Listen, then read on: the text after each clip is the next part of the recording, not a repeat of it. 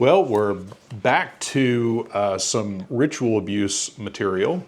This is a book I had totally forgotten about in my library that is a self-published manuscript, as is obvious from its binding here. This is Occultic Ritual Abuse, Fact or Fantasy by Jerald and Sandra Tanner. And let you get a good look of it there before I start waving it around. But this was published in, I believe, 1995. Let me just check. Some of these self-published books are a little bit different. Yeah, 1995. And back in 1995, you could get this for $6.95, or 2 for $12, or 5 for $25, or 10 for $41.70. This is from Utah Lighthouse Ministry, and I'd be curious if they're still printing any of these materials. Now I know I've since heard that I think Jerald and Sandra Tanner, I think someone had mentioned this in a comment section when I mentioned them before, that they had both passed away, but I have not confirmed that right now, but I'm pretty sure that's the case. They ran a ministry out of, I believe, Salt Lake City, Utah, and that was mainly directed at combating a lot of things in the corruption in the Mormon church and things like that. Now, that said, when the Bishop Pace memo came out, the Bishop Pace memo, and I've covered this before in my kind of satirical debunking of ritual abuse, and if you haven't seen that, check it out at the end of, I'll link it on the end screen. But I got this when I was first really digging into ritual abuse and really trying to figure out kind of some of the different angles on it and get some really good sources about it. And this is one of the ones I found. I think I originally got this in spring of 2010. And I looked this up the other night on Amazon, and it's unavailable right now on Amazon, but it is listed. So it is out there. And I bet this is definitely one of those of you web savvy viewers can probably find this in PDF format. But this is an excellent book. So again, the Bishop Pace memo came out, and what that was, and I want to say that was late, like 89, 90-ish.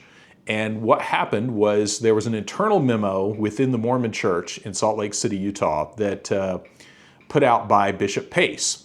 And it was all about how there was a huge problem of ritual abuse within the Mormon Church that needed to be addressed.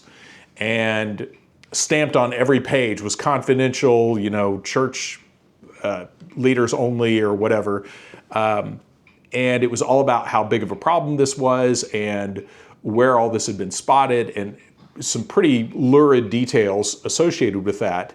But this was all internal stuff. And probably the biggest thing that jumped out at the Tanners when they were looking at this was one of the things that the Bishop Pace memo mentioned was the problem of people who had suffered from as victims of ritual abuse when they were going through some of the rituals in the Mormon Tabernacle. They were having flashbacks from their ritual abuse because of the similarities between the Mormon church rituals and the ritual abuse rituals. And those of you who've studied the Mormon church know the whole thing about the connection of the Mormon church borrows liberally from the Masonic tradition. So anyway, so that got them digging into whether or not, at first they thought they were kind of getting punked and maybe being deliberately handed a bogus document to discredit their ministry. So they did some sleuthing there and found out that this was indeed an actual document. And so they published it and published a whole one of these kind of books about that memo. And I can't remember if I've reviewed that or not. And I think I first got that book, and then that led to this one, because then after that spun off their whole investigation just into ritual abuse. And this is an excellent volume about just, is ritual abuse a thing? And some of the different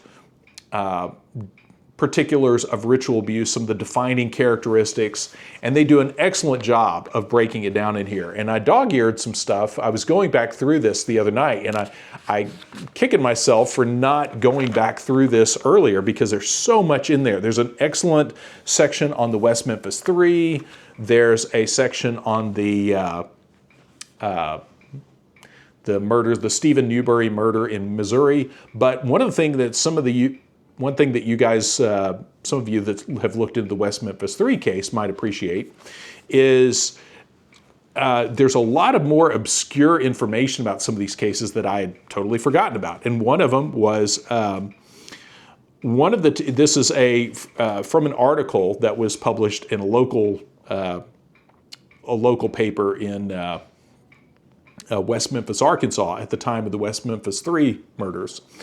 This is the Jesse Miskelly was one of the perpetrators of that, and he confessed multiple times on the record to police and anybody who would listen about he obviously had some major problems with what he had participated in. And I had forgotten about this particular detail of his confession. And it says, Jesse Lloyd Miskelly Jr. also told police that the cult held orgies, that they were part of a cult, that West Memphis 3 were not just, loners. They were actually part of this group, this cult. This cult held orgies in the woods, and that to join, members had to kill dogs and eat their back legs. The Commercial Appeal of Memphis, Tennessee reported Monday. And then quoting Miskelly, it says, "We go out, kill dogs and stuff, and then carry girls out there, and we have orgy and stuff like that." He said part of the initiation rite was to kill a dog, skin it, cook it over a bonfire, and eat the back leg meat. If he can't eat it, then he don't get in, he said. The newspaper didn't say how many members were in the cult, but Miskelly said it was connected to the slayings of second graders Steve Branch, Christopher Byers, and Michael Moore, who vanished while riding their bicycles May 5th. Their bodies were found in a drainage ditch the next day. So interesting stuff about that case, and some really interesting stuff about the Stephen Newberry murder, and of course talks again about the Bishop Pace memo. And there was a couple of other things I wanted to mention in this, but this is excellent. If you can find this, this is a great piece of investigative work that does a great job of really digging into that. And the Tanners were excellent, sober investigators of all things religious, and did a great job of really digging into this and figuring out what all was going on.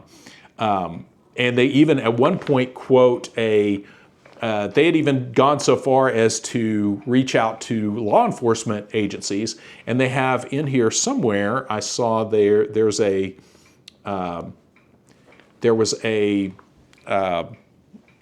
letter that they received from an investigator in a police department out in California that said she would not speak to them, officially on the record, but would tell them about some of the stuff that she had encountered and told about and how some of these cults operate and some of the whole thing of breeders and that sort of thing. But and how once she outlines some of this information, she says, now you see why I can't talk to you about this as an official representative of the police department.